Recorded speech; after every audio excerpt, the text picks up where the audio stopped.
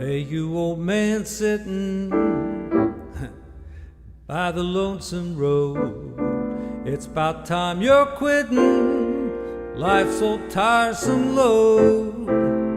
You're so sad and lonely, got no family, just an old man from some old country. Hey everybody, Tony Winston here for Jazz Piano College.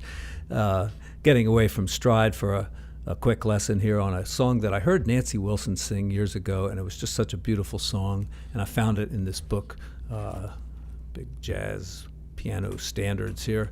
So I thought I'd go over it with you. I'll do the chords, a real basic kind of chords, just with the left hand, play the melody with the right hand. We'll talk a little bit about open voicings, and maybe a little bit about the improv.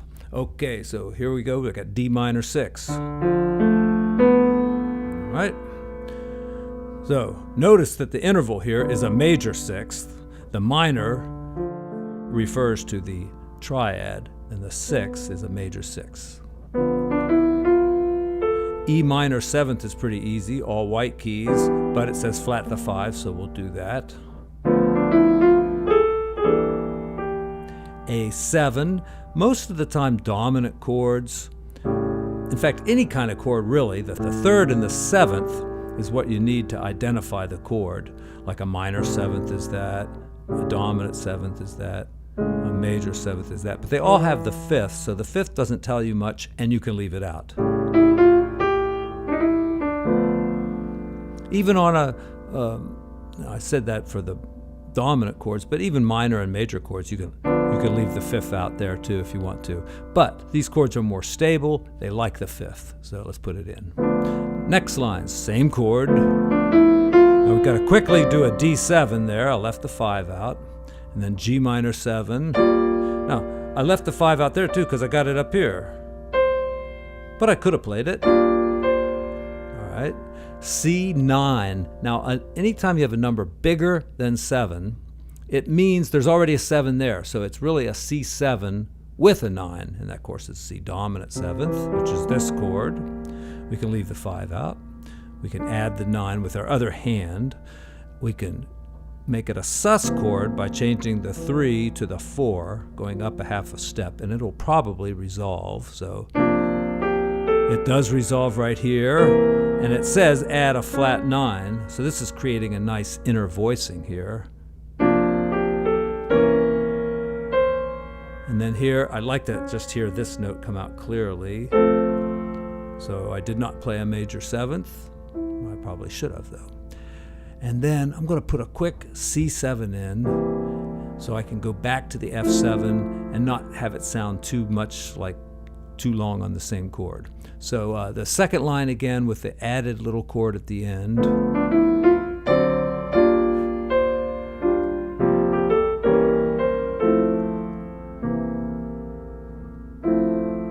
Or I could just do something like that.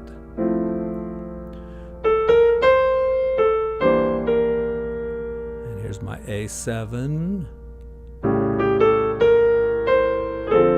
Now the slash means move the bass note down like that.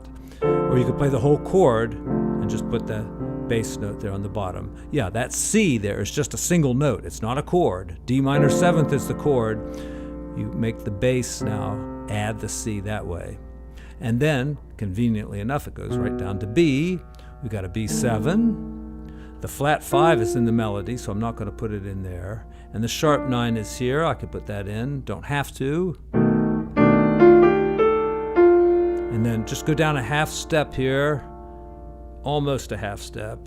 Because I went a whole step there, so I just get the 9th.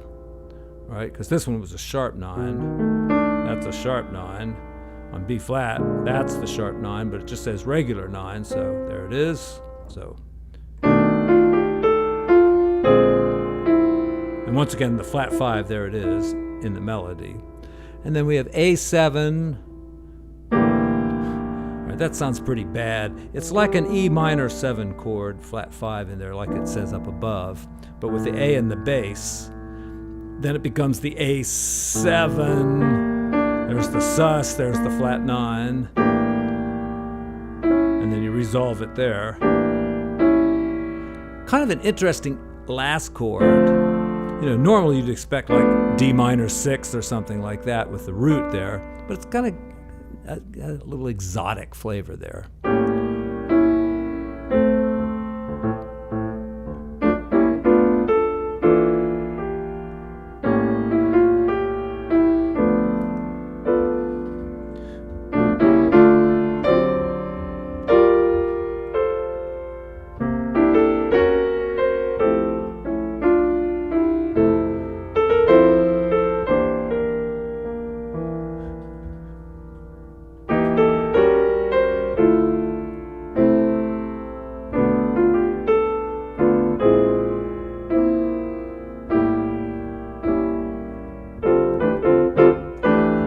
So a few harmonic ideas are coming to me.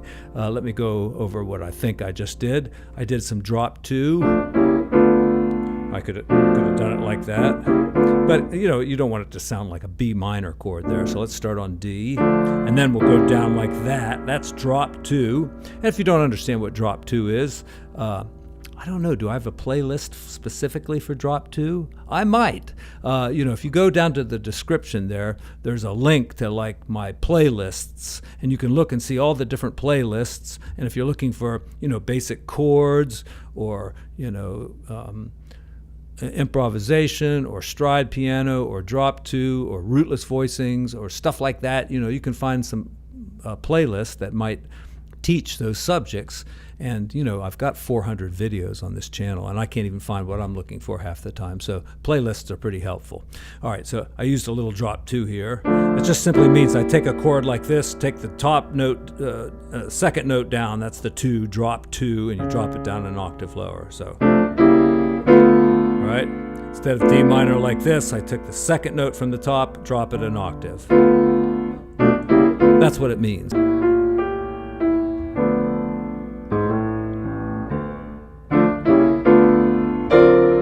Okay, D7, I see that there's some alterations there, a sharp 5 and a flat 9. Most colleges teach this sharp 5 more as a flat 13 these days, that being the 13 and this being the flat 13. And, they're both altered, right? It doesn't say regular 9 or regular 5. It's, it's going to either be a sharp 9 or a flat 9 or a sharp 11. Something like that. And so I just played an altered chord. I could have played this one, played that chord, anything that has a lot of altered tension. So good way to do it is just play a B flat chord like this over your structure here. And then you could go to the so what chord, and then a nice closed voicing there. Every single note, 7th and 9th. I thought here I'd go like, now, this is part of a kind of a diminished structure. It comes from the diminished scale. How do you do it? Yeah, there's 3 sets of these for the 3 different diminished chord properties. And then I do like to put some kind of a passing chord in here. Some drop 2. And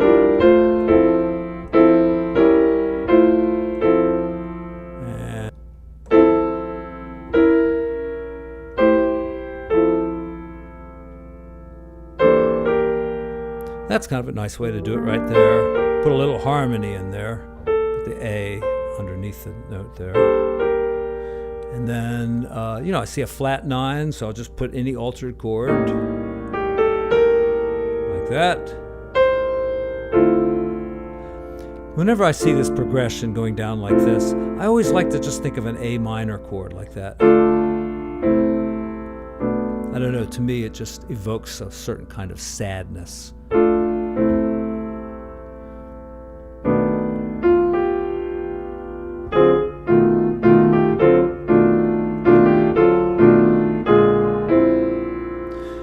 Here I'm just using Barry Harris's family of dominants. If you have a B, you can use D, F, or A flat. That's the four cousins there. And so I just went up to my D and back down there. And that's a good place for the whole tone scale.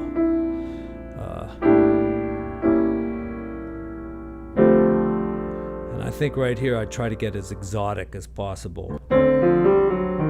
Yeah, getting a little major and minor happening there might be cool.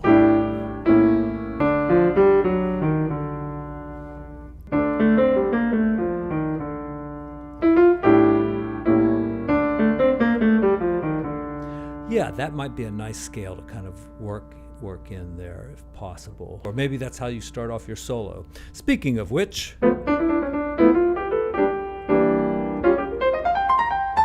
right, right there on the A7, these are minor 2-5-1s, so the dominant chord here is going to be altered, and a good way to go altered is to just go a tritone away and do like a pentatonic scale.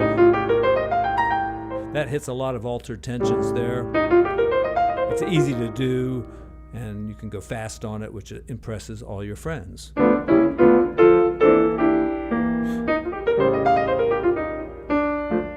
right, a D minor 6, of course, is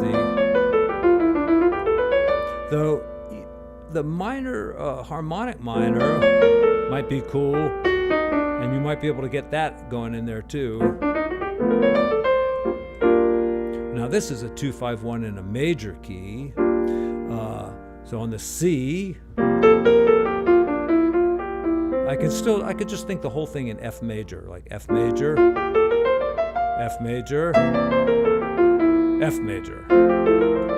But I want it better than that, so I'm going to go F major, diminished, back to F major. Or I could do F major. I'm talking about the scale here. Now the chord's G minor, but the scale's F. And then I could do like the altered scale. Altered scale. And I could use a chord like this.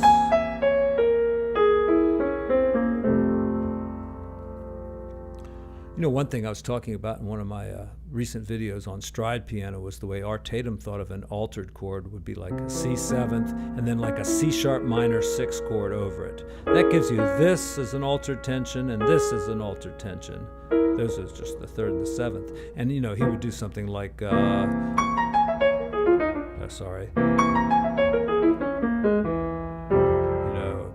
run like that with 2 fingers probably. Those 2 fingers, and those 2. Just 2 and 1. All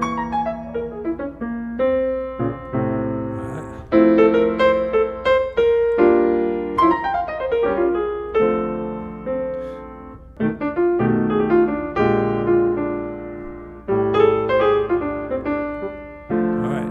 Now, of course, the blues scale is something you can throw in anytime you got nothing else to do. Just throw in the blues scale. Use a little of the melody. All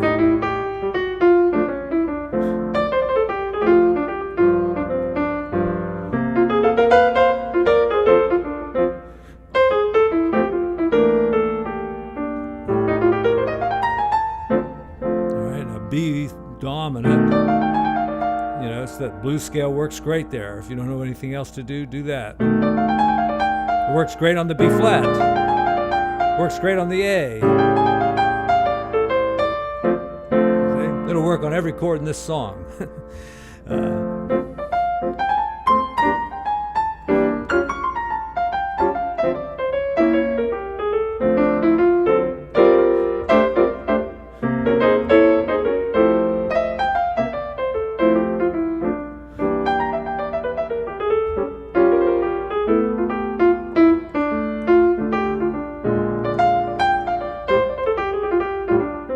On days when my playing sucks, I put the metronome on it. It usually gets a lot better. Let's go a little bit faster. We'll put the metronome on 2 and 4. So if it was 138, what's half of that? I don't know, 70 something. 69. And then 1, 2, 3, 4, 1, 2, 3, 4, 1.